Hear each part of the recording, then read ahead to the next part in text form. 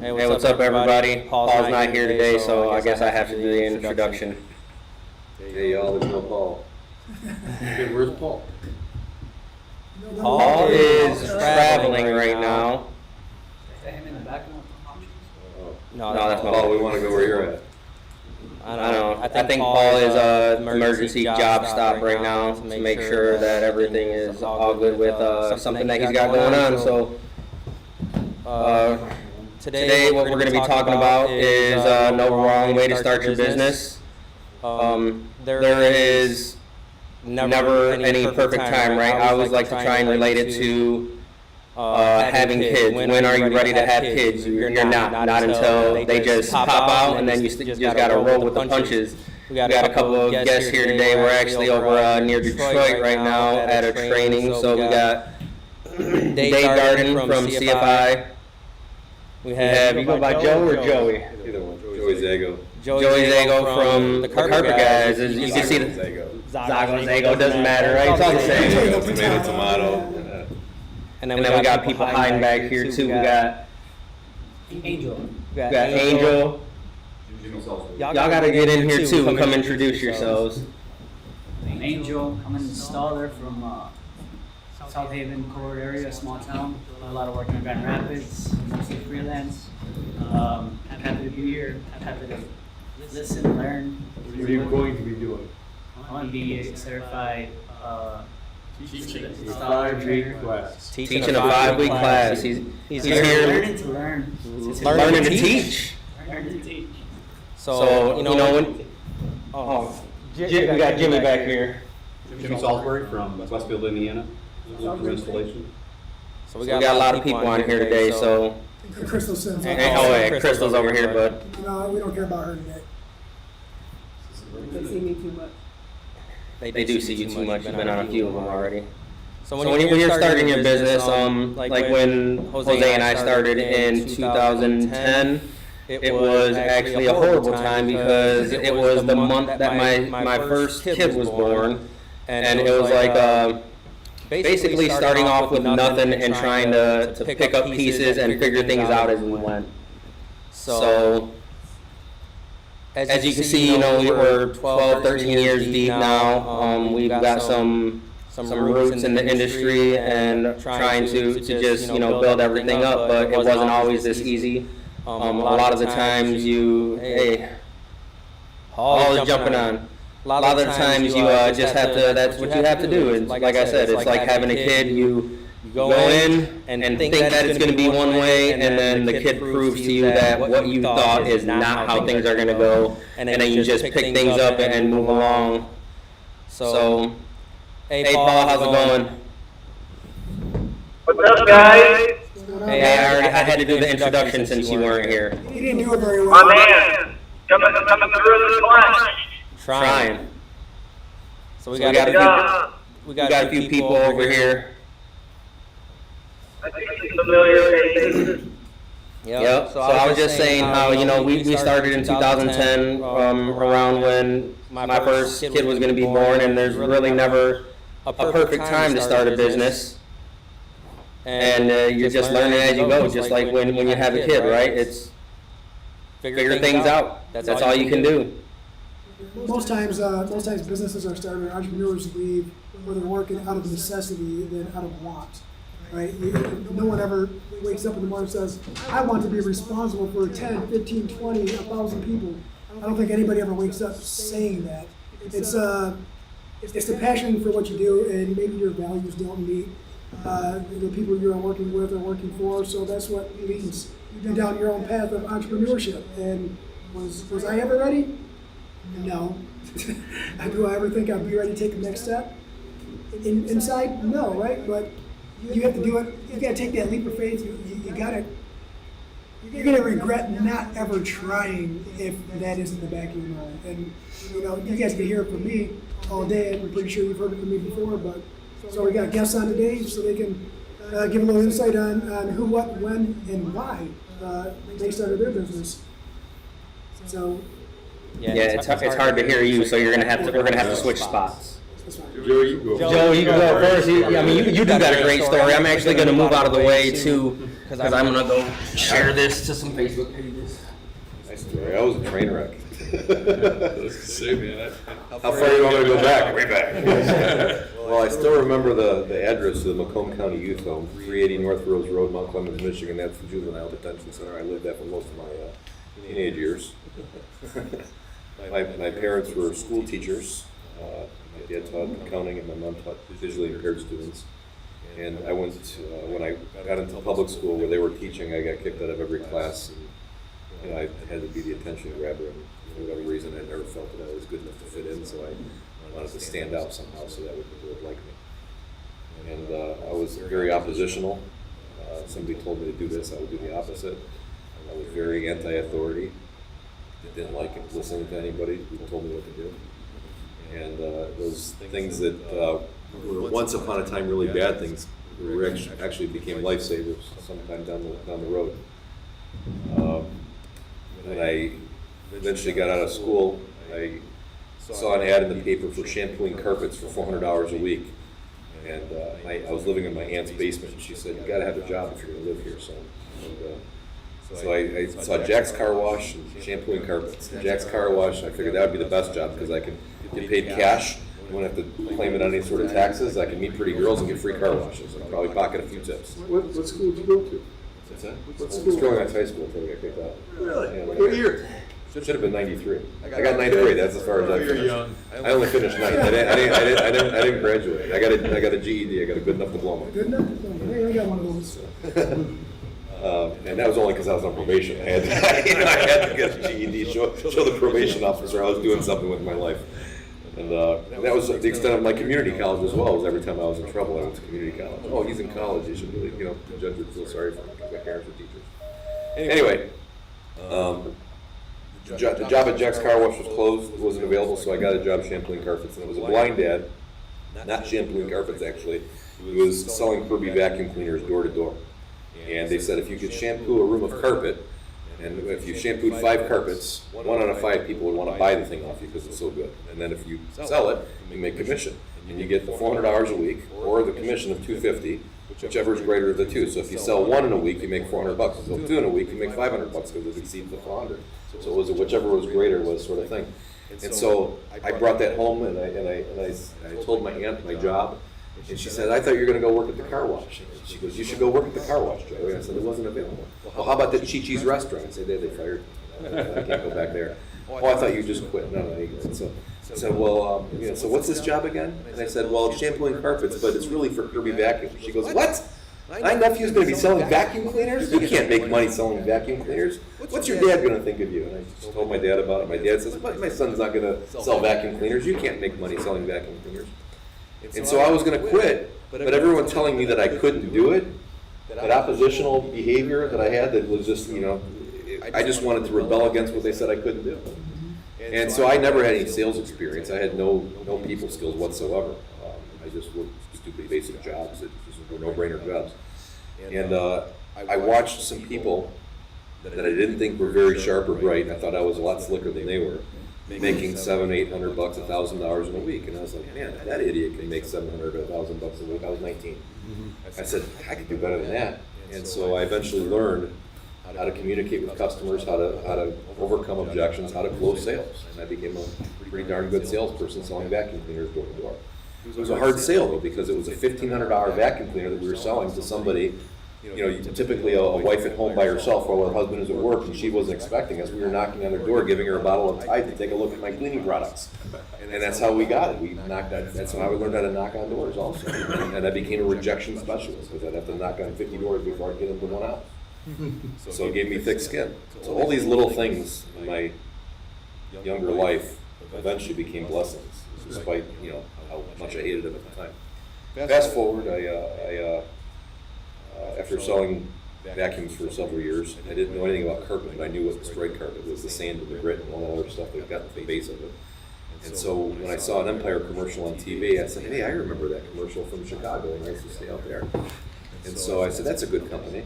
And so I applied at Empire today. Well, it was Empire Home Services back then in Livonia. They just come to Detroit. And they weren't going to hire me because they were only hiring the New York carpool guys. I had no carpet experience. I didn't know anything about it except for fuzzy side up. And they half the time they wouldn't return my call. I was just very persistent. And finally, I showed up at the door there, and I talked to the sales manager over there. And he says, anybody that's this persistent to be told no on the phone, they ignored by 3 of us, and then show up on the door. If you're that persistent, you've got to be a hell of a salesperson, especially since you sold these $1,500 vacuum cleaners. So they gave me a shot, and within 6 months, I was running circles around the top guys. And so that became my career in sales. I became a really good salesperson for them. One of their top in the country, and was #1 consistently in Detroit. And they moved over to Belleville, and before we know it, we had 35 salespeople, and I was always between 1 and 2. And I left Empire. There was some things that took place that I wasn't really happy with. It just rubbed me really, really severely the wrong way, and I decided I was going to leave. And I went to sell basement waterproofing. It was a completely different type of sale. I hated it, but I was good at it because I was good at sales. And then a bunch of people that left Empire at the same time I did went down to Arizona to work for Express Flooring for Jerry Letter. And Jerry had a company here in downriver called Fairway, and they partnered with a guy named Brad who had Sun Flooring in Phoenix, and they formed Express Flooring. And it was before Empire got to the market. They basically copied the Empire way of the stock, shop at home, install next day. They got to Phoenix before Empire got to Phoenix. And so they really set the stage in that market and trailblazed the whole area. And that market was growing super, super fast. I mean, Phoenix was this big, then the next year it was this big, then the next year it was this big, and Scottsdale, all the surrounding suburbs just became massive overnight. So they really hit it out of the park. And I got there in 2007, and then at the end of 2008, when the economy started tanking, it was like they were shell-shocked. But most of the salespeople were, they're like, we can't sell. They were quitting because they're like, oh, no one's buying. They were just panicking. But I was used to selling, to people that were afraid to spend their money because I was in Michigan. Detroit's economy was tanked for 20 years. These guys are like, so I had thicker skin. I didn't quit, and a lot of people quit, and I stuck it out. But a few months later, I got a DUI, and it was my second DUI. And so when I got 2 DUIs within 7 years, my license was revoked, and I was facing having to go to jail in their tent city, which is their little pink prison out in the desert. And Sheriff Joe Arpaio made a mockery of their jail inmates. So I was facing going to jail over there for that, and I had a way out of going to Tent City and just having to go to county jail if I moved back to Michigan. And so I toyed with the idea of coming back to Michigan, but originally I hired a driver out there to drive me to my sales calls. And my boss was helping pitch in for the price of a driver because I was one of his top salespeople over there. I wasn't their #1 there, but I was within their top 3. And so he invested in hiring this girl to drive me around, but this girl was, half the time she was there and half the time she wasn't. So when she wasn't, I'd drive illegally. And one time I was going to cash my check, and I made an illegal left turn into the parking lot to go cash my check, and I saw in my rearview mirror a cop make a U-turn. He saw me make the illegal turn, and I took off and I got away from him. And but what happened was I was 35 years old, and I said, what the hell am I doing? I'm running from the cops at 35 years old? This is crazier than the shit I was doing when I was, excuse me, can I swear? Yeah. You're good. This is crazier than the stuff I was doing when I was 15 years old, when I was in and out of juvie. And so I just said it to my boss. I said, I can't do this. Well, we'll get you another driver. Every time I see my dad, he looks older. I almost got this girl pregnant in Arizona when I was down here. What happens if I'd have started a family down there and my parents are old and they need me, and I said, I just need to get back to Michigan. And so after 3 years of being in Arizona, I left Arizona, went back to Michigan, and I immediately went back to Empire Today. Within a week or so, a couple people heard that I was back. They said, you should come back. We'll get you a driver. We'll do this and that. And so I was like, okay, I'll do that. And so when I went to Empire and I met with 2 of my old bosses, I remembered really quickly after a few minutes why I left in the first place. And I just went home that day and I was like, I'm not going back there. And so I was faced with, with my house is in foreclosure, the one that I had in Michigan. I lost my place in Arizona. My car, I was hiding it from the repo guy for about 9 months, and they finally got that. And eventually I went bankrupt, and I was living in my friend's house in his basement. And they were renting a house in St. Clair Shores, but the landlord wasn't paying the mortgage with the rent money, so the house went to foreclosure. So now we're squatting in a house it's none of ours. I got out of having to go to Tent City, but the deal was I had to go to jail for 30 days here in Michigan. But instead of going to jail, because the jail was overcrowded, the prosecutor made an agreement with the prosecutor in Arizona saying, we'll put him on a 5-year probation, we'll put him on a house arrest tether instead. And the lady in Arizona was pissed off about it, but they said, well, we have real criminals in Michigan. We're not going to stick him in jail, an overcrowded jail for DUI. We'll monitor him, or you can come get him.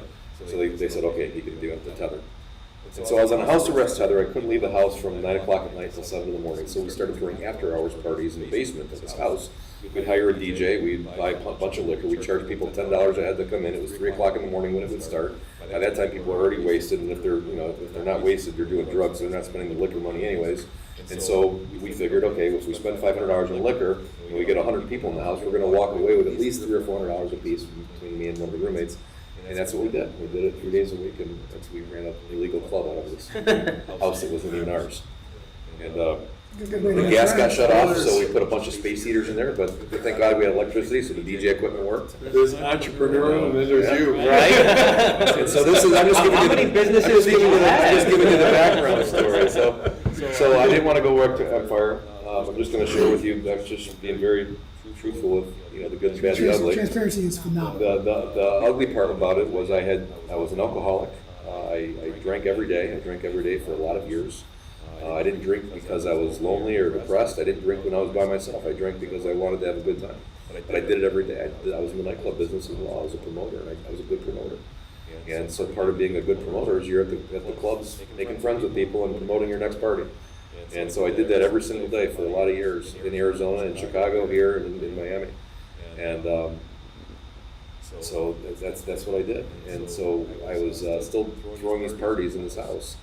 And one night, I smoked cigarettes. I used to smoke Newports. I'd smoke a pack and a half or so a day. And I did that since I was 13 years old, and I was, 35 or 36 at this point.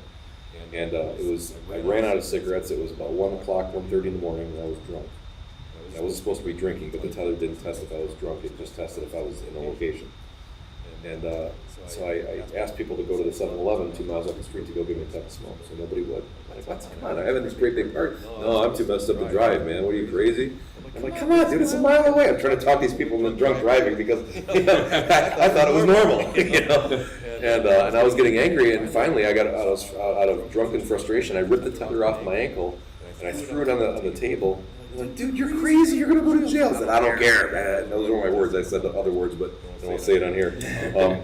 And nobody was going to give me their keys, so there was this girl that was passed out on the floor. I was just telling somebody this a few minutes ago. And I went into her purse. To this day, I don't even know who this girl was. She was just passed out in her bra and in a skirt, laying on the floor drunk. Her beer was spilled next to her. No one's cleaning up her beer because the house is in foreclosure, so who cared about the wooden floors? And I went in her purse, and I started going down the street, hitting the alarm button until I found a Jeep with lights blinking. And I hopped in her car, and I went to 7-Eleven, drunk off my ass. It would have been 3 DUIs in a row in 5 years if I would have got caught that night. And I went to 7-Eleven, I got smokes, and I came back, and on the way back, I saw this car roaring up behind me in the rearview mirror. Oh, I'm panicking. My heart dropped, and I had this sinking feeling in my stomach, thinking, oh, shit, that's a cop. What did I do? I know what I'm doing, I just don't know what I did that got his attention. And as I'm looking in the mirror, I hit the curb. So now I'm drunk going over the curb, and I'm thinking it was a cop, and the car went around me, and it wasn't a cop. I was just like, oh my God, I got saved, because if I would have got caught right there, it would have been 3 DUIs, felony DUI, in this much time, which would have put me, felony, would have gone to prison for no less than 2 years. And by the way, they impound the car. Whose car is it? I don't know. Stolen car too. I would have gone to prison for 2 to 5 years. My life would have been It toast. wasn't looking really good for you at that point. Plus, I was on probation. I wasn't even supposed to leave the house. I was on a house arrest tether, and I called house arrest services and lied to them. It says my tether broke off in my sleep, and I can't get anyone to drive me up there to test until the morning. And so, lie after lie after lie, and so I got back, and I started drinking a bunch of water, and I went and tested the next morning, and by God's grace, I threw zeros, and I got off of that. And but the next day I said, you know what, I got to finish this house arrest thing. I got to not mess this up, and I just got to quit drinking. So the next day it was the Super Bowl Sunday, and we had another party planned. And by 7 or 8 o'clock that evening, people were already demolished because it was Super Bowl day. Well, it didn't have to be 3 o'clock in the morning. People started all day and drank all day. And I'm sober, and I'm just irritated. Number one, I'm going through withdrawals from drinking every day, and all of a sudden not drinking out of nowhere. And people are coming up to me, hugging me. Man, this was a great party, man. Slobbering and saying, I love you, Joe, man. You're the straightest mother, And I'm just getting irritated and angry. thinking to myself, is this what I'm like when I'm drunk? You know, and I just kind of isolated myself in my room for like an hour, and I started thinking to myself, what would have happened if that was a cop last night? What would I be doing right now? I wouldn't be at this party. You know, I'd be in county jail right now, you know, waiting court, probably going to be sent over to prison. And if I go to prison, you know, then what? You know, if I was lucky enough to avoid prison and stay in county jail, I'd be begging for, you know, God, get me out of this, and I'll never do it again. Please give me work release so I can just work and sleep in the jail. I'd be, you know. And so what I did at that moment, when I went back out of my room, and everyone's still drunk off their butts, I kicked everybody out. So I started looking around the room, and I'm crying as I'm looking around the room. I remember feeling the tears in my face as I'm looking at these people that were saying they love me, they've known me since I was a kid, they're my best friends. And I'm thinking to myself, if I did go to jail last night, and I went to Jackson Prison an hour and a half up the road, who would come to visit me? And I started looking around, and I said, that person might. No way. No, maybe. No. And then I started asking myself, who would even take the time to get the paperwork to fill out to be on my visitors list? No. At that moment, I realized that I had to change my life. My life was more out of control than it was ever before. And so I kicked everybody out, and I knew how to sell carpet. I wasn't going to go back to work for Empire. And I knew a couple of installers from when I worked at Empire, and they were slow. And so they said, well, Joe, why don't you get the carpet from Floor Source? I said, what's Floor Source? Floor Source is a local, you know, wholesale, you know, to the trade. They said, get an account over there, and they'll give you samples. So I said, okay. So I go over and I get samples from these guys. And it was 2009, so the economy was tanked. Beginning of 2010 beginning of 2010, it was Super Bowl, so it was February. And they gave me samples. They said, here, have at it. You know, nobody's buying anything right now. And I didn't have a license. And you know, I couldn't take credit cards. No merchant would sign me up because I was bankrupt. You know, and you know, there was no financing back then for anybody. And so I knew I did what I knew. I knocked doors. You did real well with that, though. What's that? You did real well with that. Knocking doors? No, you're working with Floor Source. A few years. Oh yeah, you Not at first. First, it was just me. Yeah, You know, so you made a name for yourself over there. That's for sure. And it was because you could sell more than anything else. I had to generate leads because I can't sell if I can't get in front of a customer. And so when the topic is, you know, when's the best time to start a business? Best time to start a business is right now. Most people go into business and they think I got to come up with the perfect plan. I've got to do this. They spend months and months and months planning with no execution. Meanwhile, they're going broker and broker and broker. Now they don't have any capital to start anything. I started with nothing. I had nothing. No investors. I had no money except for the money from the night before the Super Bowl party. You know, I mean, I had maybe $250, $300 in my name. And so, but I did know how to make a flyer on a printer. I knew how to knock on doors because I did that in Kirby, selling vacuum cleaners, $1,500 vacuum cleaners. So people weren't expecting me to show up at their door. And I knew that I knew the laws of averages. That if I want to get in front of 3 customers in a day, then I've got to be able to knock enough doors to do it. And so when I was on house arrest, I watched the documentary The Secret on YouTube, which you can still look up The Secret on YouTube. It costs nothing to watch it. I thought it was a bunch of hocus pocus nonsense when it was first introduced to me, but I said, you know what, my way's not working. Maybe I should shut up and listen to what these successful people say to do and do what they do. And my old boss used to say, if you do what they do, you get what they got. And so I just try to copy mentors' habits from my past. And then I also listened to Stephen Covey's 7 Habits of Highly Effective People on audiobook. I'm not a very good reader, but I can retain things through audio. So I listened to that over and over again, and it gave me the motivation to write down goals. Instead of thinking about goals, my old boss used to say, if you wish in one hand and shit in the other one, which one's going to get full faster? He says the one with substance. He goes, so thinking of your goals is nothing. You have to write them down on paper and put them places so that way you actually see them. And the Secret, they talked about a vision board. So I made my first vision board. And my vision board was, I put a picture of a yellow Corvette with my mom's face on it because that was her dream car. So one day I hoped to buy her a dream car. I wrote all these silly goals that were completely unrealistic. And one of the goals was, because when I worked at Empire and Express, the most I ever made in a year was $92,000 until that point as a salesperson. I was a good salesperson, but I worked 9 months of the year and I took a lot of time off and wasted all my money and went back to work when I was broke again. That's what I did. I was an idiot. So I said, what would be a completely unrealistic goal? I've got no driver's license, I've got no car, I've got no credit.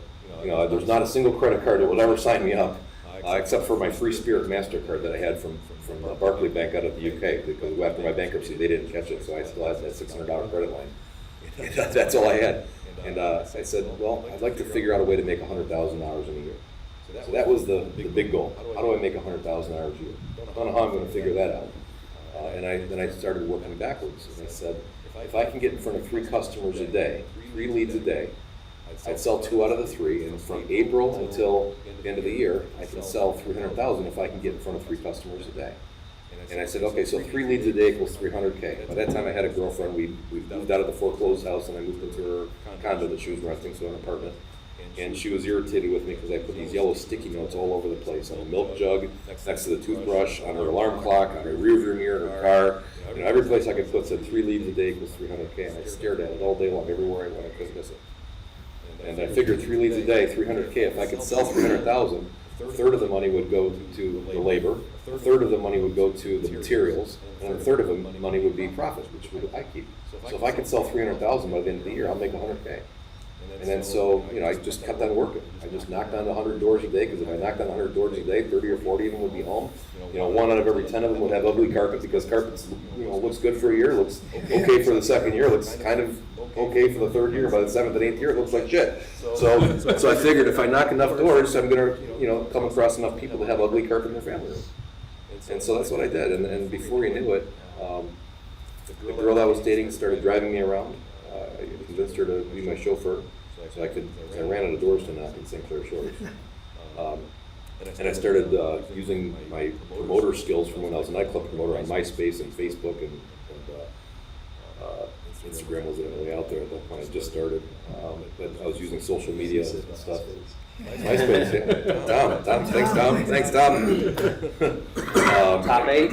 Yeah, oh yeah. And I had 40,000 friends on MySpace from the nightclubs, but I used OPE, other people's energy. And that OPE, what did I do when I was a nightclub promoter? I got other people to be sub-promoters. So I'm not the only one out there flyering cars and promoting. I got these people to advertise for me and get people to the club, and they would give a promoter code, and when they got to the door, to get half off cover, so I could track, got the KPIs going, the key performance indicators of who's performing and who's not, and the top 3 promoters got a free bottle of champagne or whatever it was the night. They got a VIP thing, so they got to be a baller for the night.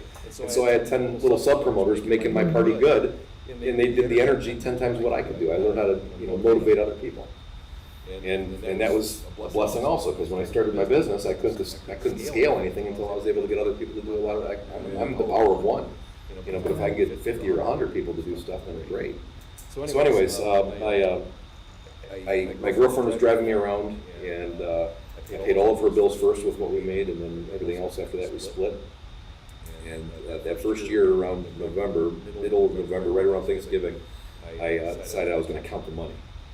I didn't take my eye off the ball at that point until that day. And I said, let's see where we're at. I want to look at this 3 leads a day. Where are we at? Are we at 300,000? How much more do we have to do? And we were already over 300,000. So I said, holy crap. I have a revoked driver's license, no house, I'm living in my girlfriend's place, and I made $100,000 this year? How the hell did that happen? This goal stuff really works. Where'd the money go? What's that? Where'd the money go? I went back into advertising because I needed to generate leads that were further away from. So and then I started doing Facebook advertising, and then Google pay-per-click and things like that. So I said, let's think of a bigger outlandish goal. So the next year I said, let's go for $1 million. There's no way you can go from 300,000 to $1 million. Try it anyways. We're 1.6 million. And by that point, it was me as a salesperson and the guy that I had driving me around after my girlfriend eventually dumped me. I hired my friend to drive me around, and while he was driving me around, I convinced him to come into the houses with me, and I taught him how to sell. So now I hired another driver. He was selling and I was selling. And then before you know it, a couple of guys from Empire that I used to work with said, hey, Joe, I'm coming back to Michigan also, but I don't want to go back to that place, man. Hey, we got a spot, well, what kind of commission is it? I said, it's better than how it was over there, because our prices were low. We had no overhead. Okay, so the next thing I know, I had 4 salespeople. And then next year we did $3.5 million, and then we did $5 million, then 6, then 9, then 11, then 13, and then 18, and then 20, and then 20 again, and then we've been $30 million the last 3 years. And so, and we just scaled. Well, that's be a hard story to follow up. So, it's Joey's real long-winded too. He can keep on going. sorry. No, that's awesome. Not at any point where you, like, did you ever doubt yourself, like, why did I do this? You know what? I was blessed with, people have different acronyms for God. I believe in God and Jesus and everything, but people have other things that I've heard in my AA program that I go to, and one of the things that I hear is the gift of desperation, GOD. Some people use that as their definition of their higher power. That's the first I've ever heard that. And I had that gift of desperation. I had nothing to lose, but I had anything to gain. I had no car, I had no home, we had no heat in the house. And so I always wanted to own my own business because I looked at entrepreneurs and said, man, my old boss, man, he was 28 years old and was driving around with a Viper and had $1 million in the bank. He came from nothing when he was 20. I said, man, if that idiot could do it, I could do it. And if that person could do it, I And could not do only it. that, you got the sales background, right? And as a salesman, you're pretty much, no matter who you work for, you're kind of working for yourself anyways, because everything that you're selling is based on your personality and being able to sell. Ever since I was in Kirby, I always did sales because I like the idea of being able to determine my own wages. I never wanted to work in Ford because no matter how hard I worked or how lazy I was, as long as I did just enough to get by, they were going to determine how much I was worth. If I worked extra hard that week, am I going to get a raise that week or going to get paid extra? No. But in sales, if I worked harder and I devoted to my trade and I got really, really good at it, I determined my own worth. You get what you put in. Right, and that's what I always liked because I was competitive in sports and I was competitive, against myself. And We had a that's one of the conversation things about that. Competitive people. Yeah, that ego, ego's been my amigo and also not my amigo and other things, but that ego, that drive, that competitiveness is something that really pushed me. I wanted to be the best guy at Kirby. I wanted to be the best guy when selling cars. I wanted to be the best guy at Empire. And yeah. What about you there, Paul? I know that was kind of a long one there, but first off, Well, thanks for joining us. Sorry I got here late, guys. I wanted to bring up a couple of things that I heard here that was like, I wrote down a bunch of stuff while you were talking. Persistence that you had, regardless of the condition, and you had that natural thick skin that, you were able to be told no and keep driving forward. You didn't even have goals probably at that time, and it sounds like from your story, the goals came later, but you kind of did. You still knew that you wanted better than what you had at that moment. And that thick skin, and then just pure old entrepreneurship, from being a club promoter to, having the due diligence to seek out more knowledge. The secret for those who don't know is just basically, it's very core, just like think about what you want. Quit thinking about the bad things in life, think about what you want. That's, if you broke it all down and took all the fluff away and just did that, it can be a great help to, getting through some of the tough times. But also, I wrote down never too late to get your shit together. It's like Desperation, man. you It's start a beautiful thing sometimes. Yeah, you start. I admire people who have taken a tough road and have the thick skin and the persistence and this thought in their head, whether it's been distilled down into actual goals yet or not. It's like this thought in their head that they can do it. Like this unshakable thought that, like, I can do this. I can do whatever it is. My story is pretty quick, but what I want to point out to everybody, this is about not really having, there's no right way or best way to start a business. There's some best practices, and a lot of those, it sounds like you had, they kind of came natural to you almost. And what I mean by that is the natural instinct that, I know salesmen who've been around 20 years don't do what you just said, which is, is working backwards from a big goal. If you have a big goal, you work backwards and break that into daily activities That's how you succeed. It doesn't have a lot to do with the planning. Planning is good to an extent, but then you can what do they call that? Like paralysis analysis. You can just keep trying to reinvent the wheel until you wasted so much time that you look back and you're like, well, I didn't get much done. Where the action takers, they just go do, fail,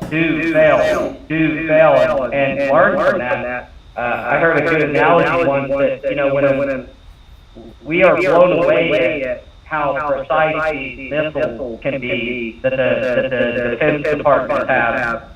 And the fact is that they're off course about 98% of the time. They're constantly getting feedback as they're going towards the target until they hit the target.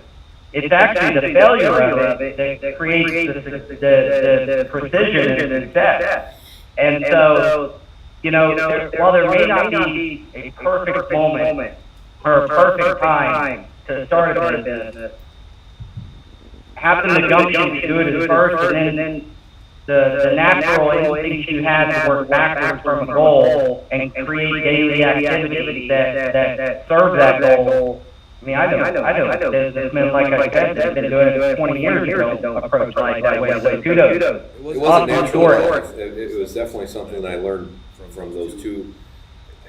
I was dumb enough to listen and finally smart enough to follow through, I guess I would say. I eventually got life kicked my ass so many times because I wasn't born with any disabilities.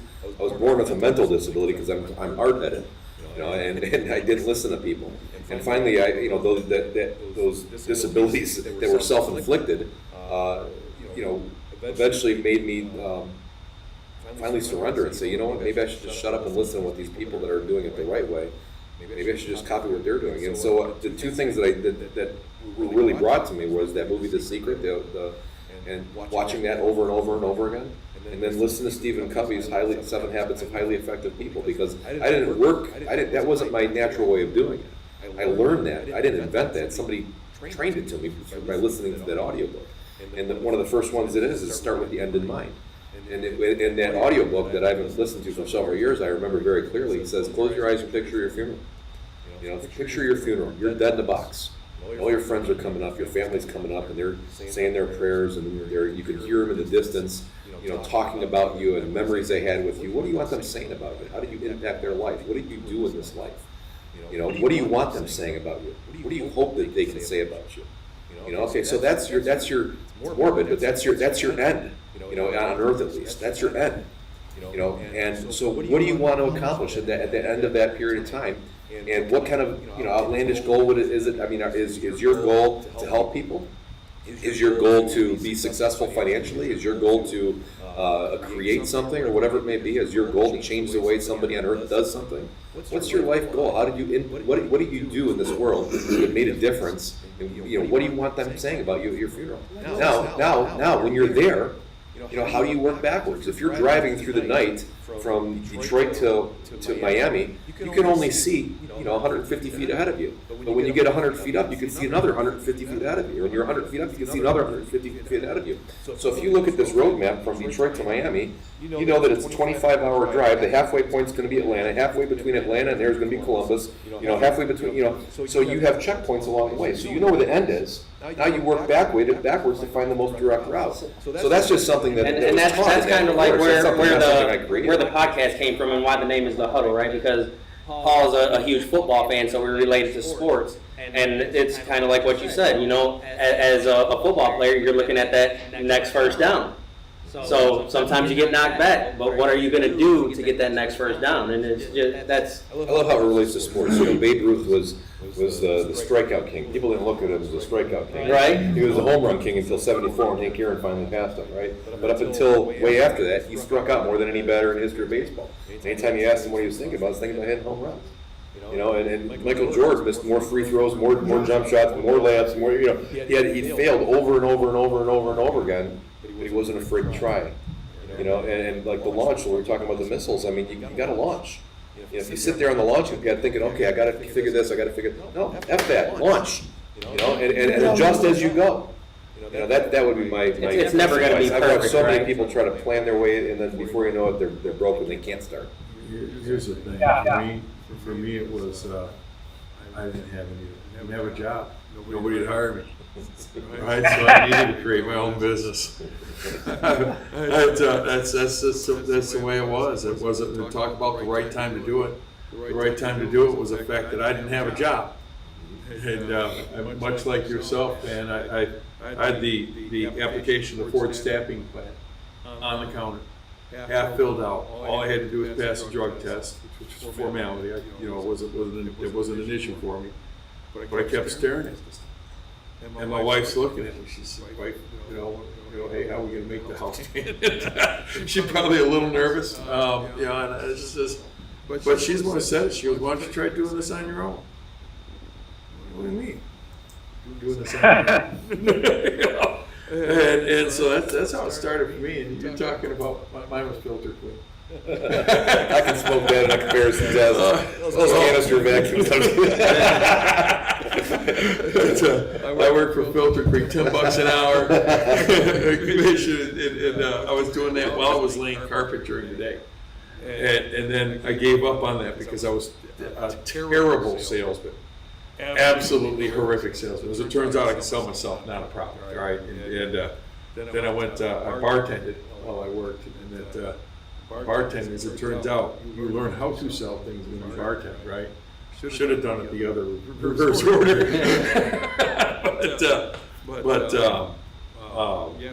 For me, if it weren't for my wife and kid and having Chuck, coming home to Chuck, my goodness, and Kathy, if you don't provide for your kids, then I guess maybe the guilt and the feeling of failure push you and keep pushing you and keep pushes you until Angel, you're gonna have your first kid here, or you're gonna get that in spades. All right, you're gonna get that in spades where you're gonna come home. Your wife's watching on Facebook? She doesn't Well, understand, but my Let me tell you something. You can fail at anything in life. That's one thing you can't fail at as long as you're there, right? You're there for your kids, you don't fail. You don't fail because you're their hero no matter what, right? But you also find out that love you have for your kids or for your wife, man, that drives you. And that really drives you. It makes you do things that you didn't think you were capable of doing before in a good way. In a good way. And I gotta tell you, my wife is still the strongest person in my life, right? I'll come home tonight and she'll tell me exactly what I didn't do today on the way home. But without that in my life, I was happy being a trunk carpet installer. 19 years old, I had my own truck and tools. I was 1099 and not paying any taxes. Don't get me wrong. I didn't care. I had enough money to go to a bar like Joey would have. I was the patron at a place like that, holding up the $100 saying, I got this round. I got this round. I made $700 that week. And by Monday morning, I had maybe $100 in my pocket. I had to buy supplies, I had to pay for gas, and oh goodness gracious, gotta eat sometime this week. And somehow I had to make that go through. And without Kat, never would have figured it out. Dave, how long were you in that position before you met your wife? Well, here's the thing. She was there all along. All right. we were. I met my wife just after I got out of high school. We were friends more than anything else. She lived in a different state. We would, but we had our own things going on, and I like to think that. I like to think that I was her prize, but we all know that's wrong.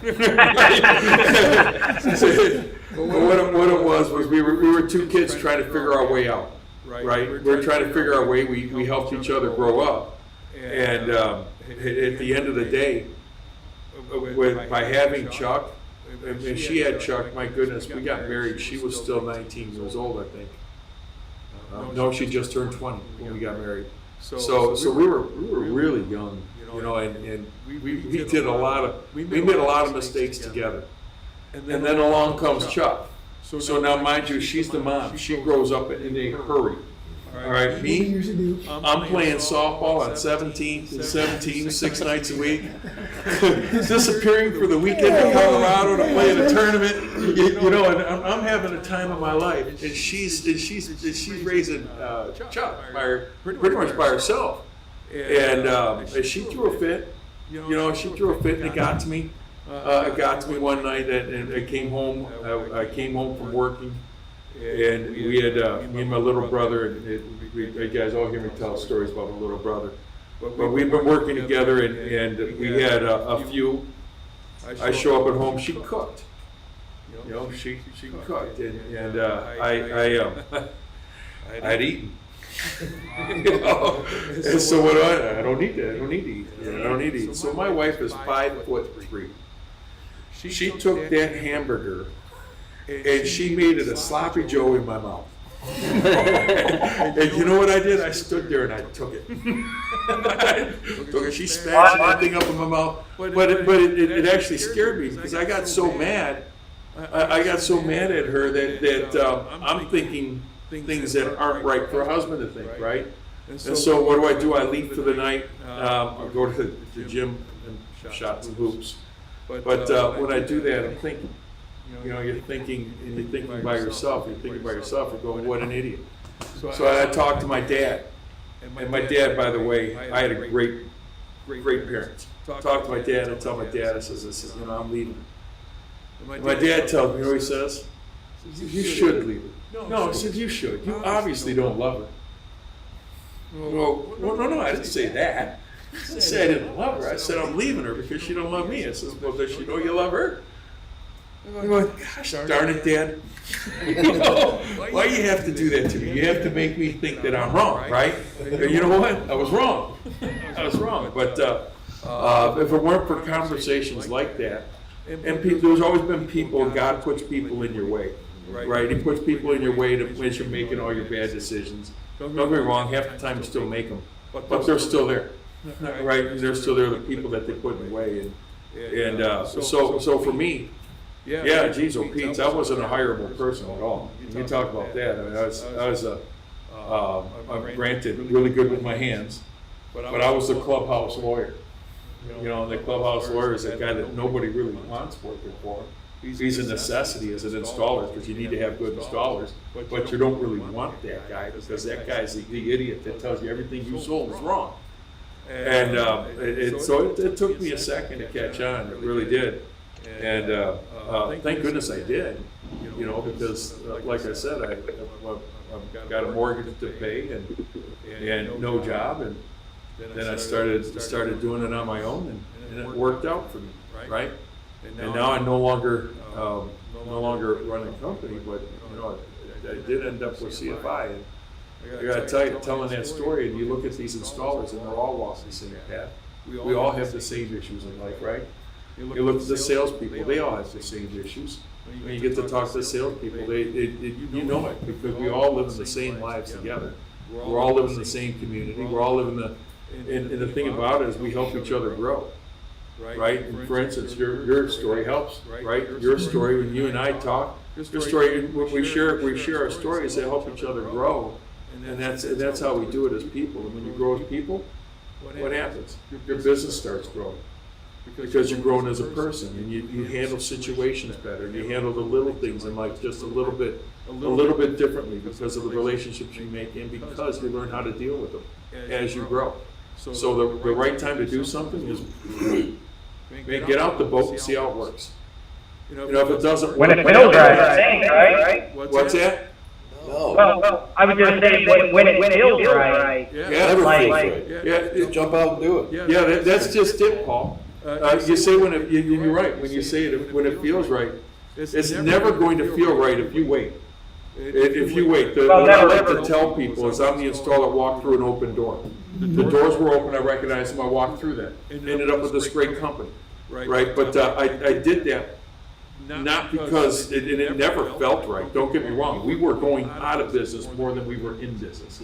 And it always felt I feel that in my soul. Oh, yeah. It always felt like it, because at the end of the day, my wife would be coming to me and she'd say, we got everybody paid, but we don't have enough for the mortgage. Right? That's tough. That's because you're paying all your employees first. Those guys come first. That's why you stayed in business. And then you're sitting there, and so you're living off a credit card, to make sure everybody else is taken care of. And then eventually it works its way out because you figure out where your money's going. You figure out how not to spend money on the frivolous stuff. And the frivolous stuff for me was spending time with other people. I got to tell you something. You're going out with other people and they all expect you to buy. You're with the wrong people. It took me forever to figure that out. It really did.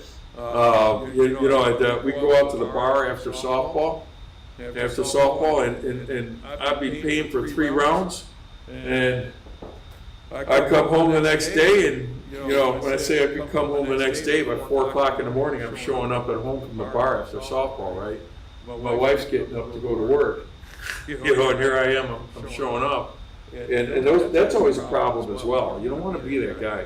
You don't want to be that guy. That's a tough way to go, and it took me a while to figure it out.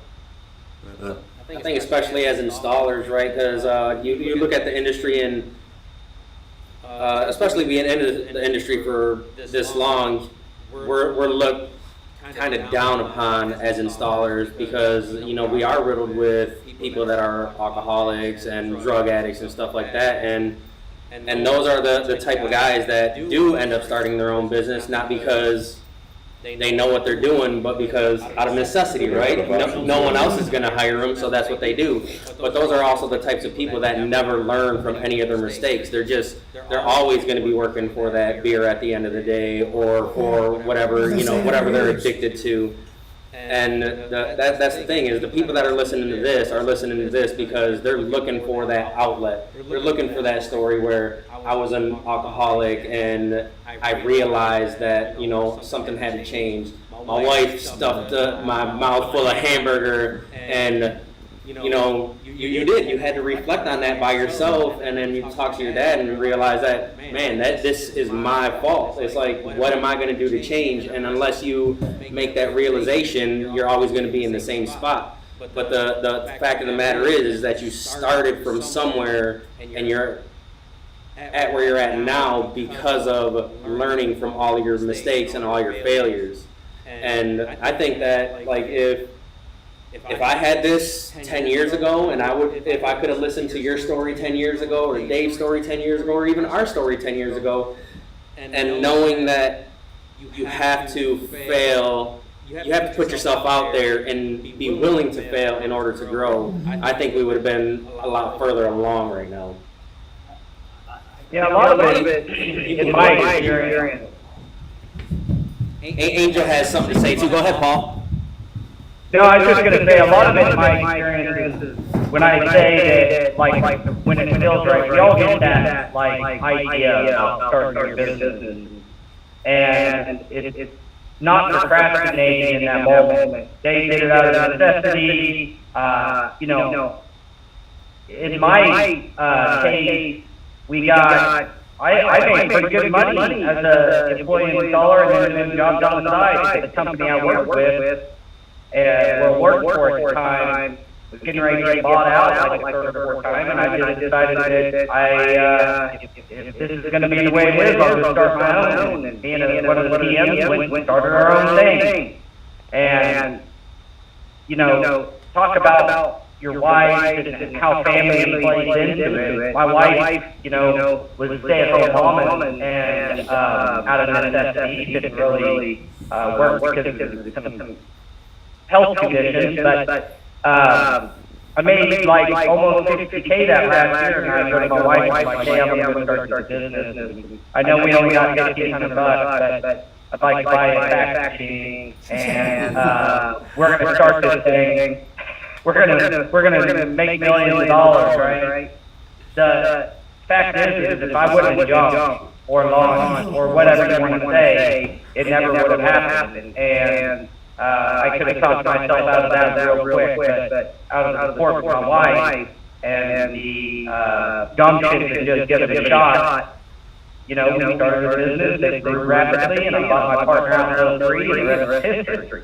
So, like, when we talk about the right timing, there is no perfect time. There's good practices you ought to put in place, like the proper planning. A lot of this ought to come to our audience to understand that there are some hardships that have been shared here, not to say that you have to go that direction, but maybe avoid some of those pitfalls that some of us have experienced, and create a company that does not have to go through all those hardships. You're always going to have failure. You just got to learn from them. So that's all. That's all I got to say about that. So pretty much, I know I'm off camera here, but pretty much what you're saying is that when we're growing up and all those older people that gave us advice and information that could lead us to be a better person and make the right decisions without having to experience failure, that's kind of what we're trying to do here, right? Like everybody's going to do it again on their own time, their own free will, but take some of the information that you're gathering here from everyone who's here today, from everyone who's going to be here tomorrow. Take some of that information, retain it, and use some of it. You don't have to do step by step. This isn't a template. We're not giving you advice for your life. We're just trying to help you in your forward progress of your business. That's pretty much all it is. And take it for what it is, not for what it is for you, not what it is or what it was for everyone else. This is all information. Everybody's taking a different route, and to them has experienced success for them from where they started to where they're at now. Fail as much as you can. Fail As much as you can. If you're not failing, you're not Mistakes and trying. losers, because losers are too afraid to try. There's no crime in falling. That's what gives you the thick skin. If you need that thick skin, and you get it by screwing up a bunch of times and learning from your mistakes. When that missile's going off course, it learns from its mistakes as it's off course 30 degrees. Okay, we'll shift it back this way. Shift it back this way. Shift it back this way. And eventually, you get it centered. It's trial and error. Life is trial and error. Business is trial and error. But if you sit on the sidelines, trying to come up with the perfect plan and being too afraid to get out there and fail, get out there and fail. The biggest failure is not trying. Yeah. Angel, what you got? I was a little thrown off. I'm a little intimidated to talk to, but I mean, I don't got big businesses and I don't got cool stories like you guys. Hey man, you're still fairly new though, right? I try to listen to like Stephen Covey and Brian Tracy. I do try to repeat those things as well, because I mean you do need to have that information, like this podcast or those books, or people around you to kind of teach you that stuff, because I think a lot of what it comes down to is what you surround yourself with and what the people you surround yourself with. Correct. And living in an information age that we do right now, we're paying attention to this, paying attention to that. We're on our phones, either dedicating minutes that turn into hours to something that's not going to benefit us in a year or 2 years. So I think the struggle, I don't want to say for me, because I don't like putting excuses, but in general. It's experiences, not excuses. Experiences. Yeah, in general, it's difficult for people to kind of aim for that, like you said, and fail because they don't have that community, or that that kind of that they don't have that hardship where they break down, in the like psych, or I don't know, like a drunken state in the middle of the road, where they're just like, they're pressure up and they know that their life flashes in front of them, or their significant others putting that much pressure, because not everybody has that. But I don't know. That mental strengthness. Yeah, that kind capacity. Of that luck, to have such good people around them. Sometimes they do have people that are just, look, it's their phone, that's their community. Their people around them, that's their community. So I mean, I think chasing that like community is essential right now, because I mean I think I've been in solitude for like the past 3 years in that sense. They're like, let's go do this, come to this. I'm doing this with my stepdaughter. Like I'm trying to teach. That's the hardest part, is letting go of the familiarity of what you're used to. Right. I mean, I always say, like, it's human nature to hate change, right? Humans don't like change, but if you're not changing something, you're always going to get what you got, right? can't expect. Well, I mean, one of my favorite things is your net worth. Like who you hang out with, who you choose to spend your time with, and what you choose to consume online equals out to where you're going. The thread throughout all these conversations is personal development and desire to get better and stuff. Absolutely, and I mean, if you think about it, just a few years ago, you know, none of us would have. I never would have thought we'd be in here all talking together. But it's those experiences and reaching out. You know, Paul reached out to us, then we reached out to Paul. We've been reaching out to Dave. You know, we've been fortunate enough to realize that it's important to put yourself out there, regardless of how like introverted you are. Because I know it's hard as an introvert. I'm fairly introverted as well. But to put yourself out there and just be able to say and realize I don't know everything, but I do know something. So I need to learn from someone, but also I can be a teacher and let people learn from the experiences I've already had. And just put yourself out there, and that's the same thing with starting a business. It's just put yourself out there and start doing it. And make sure that you're picking up little bits of information along the way and start implementing them. I think that's the biggest thing, is having the information and doing nothing with it. If someone's giving you the information and all it's doing is sitting there, then you're just failing yourself at that point. So, And you seem to hear, like, some of the information that you can get is just past experiences along your way. You know, selling vacuums, you know, you got to deal with people. Coming home and realizing that the hamburger at home tastes a lot better than the hamburger at the bar. Yeah, you know, and it's just for me, I think it was the realization that I was leading people without knowing I was leading people. You know, I was putting people in a bad position by keeping myself in a bad position. So it was time to make a change, and I had to make a change for myself. It had to be my idea, and being an entrepreneur is in you from day one. You just have to realize it takes more than just yourself to unlock it sometimes. And surrounding yourself by like-minded people, or surrounding yourself with people where you think you want to be. It'll get you on the right path. It might take a little bit longer than some others, but it'll get you on the right path. So the best time to start a business is today, next week, next month. Anytime you decide, yes, I'm doing it, that's the best time. and if you ever need to reach out, I'm sure, you know, everyone in here is pretty open to talking to anyone at some point. So, I mean, I appreciate you guys for being on the Jimmy in the background, sorry, brother. Oh, Jimmy's taking it all in. He's from Indiana, man. Courthouse. Actually, he's from Michigan. Oh, okay. He's all right. You hear that? He's a Wolverine. That's right. That's a Go Blue? Go Blue. Go Blue. That's Ohio State. No little brother. But, man, like, no, I love the flooring community. I love everyone that, you know, has participated and you know, engaging with us online and listening to everything that we have to say, even though, you know, sometimes we think that it's pointless, and it does get redundant because everything ties together. We all go through the same things. Hothead is, you know, on here constantly, and, you know, he'll reach out to me from time to time just to say hi, you know, and you create friendships through things like this, and I appreciate everyone that's here. Thank you to everyone that's listening. Thank you, Paul, for joining us. Man, I think you were going to make it today. It was a tough one. It's one of those things you got to do in business. Get to the office and find out that we had to have a bid that we thought was just a normal bid, was a sealed bid opening with a bid bond, and we were 2 hours from bid opening and an hour and a half away from the job. So luckily I got a good bonding company that got me a bid bond, and I hustled down to Buck City, Oklahoma to deliver it. So luckily yeah. If you're ever looking for an installer in Wichita, I know a guy.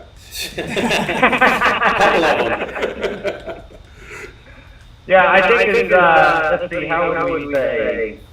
The best way to describe Mr. Dwayne for Dusty High. Dusty I. Dwayne, the other PF. But I want to thank everybody for contributing, and again, I apologize for getting here late, but thank you again to Daniel and Jose and everybody you guys put together for this podcast. It was, I found myself listening a heck of a lot more and just kind of taking everything in. I get to learn. That's another thing. I think that you can, if you're looking to be an entrepreneur, be a consummate learner. Yeah. I'm 47 years old, and I still learn stuff. I took notes during this podcast. I took notes during this podcast because, never stop learning. So I want to thank everybody for coming. We've reached the end of our hour here, and appreciate the input. And yeah, thanks a lot, guys. I appreciate it. Thank you, Paul. We'll see you next week. I'm sure we'll talk before then. Nice to meet you, Paul. Yes, sir. Nice to meet you guys. All right. Have a good one.